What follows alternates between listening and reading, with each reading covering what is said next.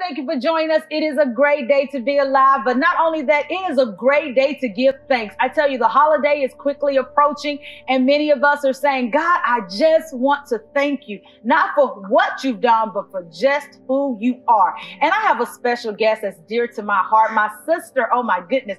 Promises. Her name just reminds me that God's promises are yea and amen. That's enough to celebrate right there. Promises Huff is here with me to share her powerful, I'm telling you, dynamic life, changing, tear-jerking story of broken silence. It's time for some of you to break out and break free, but she's going to push you. She's going to empower you to do what God has called you to do.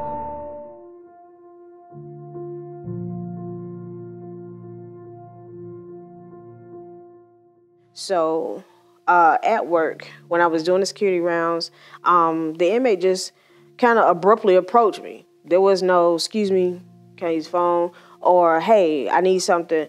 No, he just walked up to me, said, hey, I need to use phone.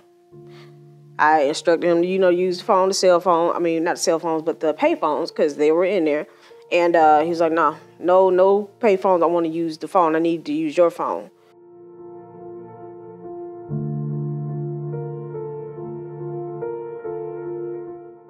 I need you to bring me a cell phone, and I'm going to give you the information. And it was basically just do it. There was no asking me. The whole time this guy is telling me he needed to use his phone, he still didn't ask. He was just telling me he needed to use his phone. So he wrote he went upstairs to his room, got the information, brought it down, and laid it on my podium, and he walked away. And I snatched it, put it in my pocket, because I already knew it was people watching. Somebody always watching you. And I was so nervous. I didn't wait for the other relieving officer to come in and sit and talk to me. When he walked in, it was like, hey, what's going on? No, bye.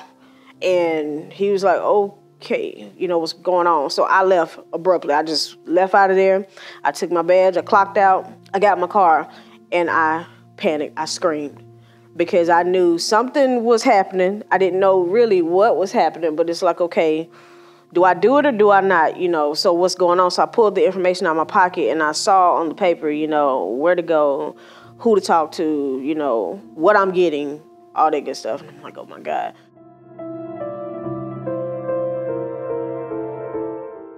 I asked myself, well, if I'm going to jail, do I have a bond? Can I bond myself out? He said, sure.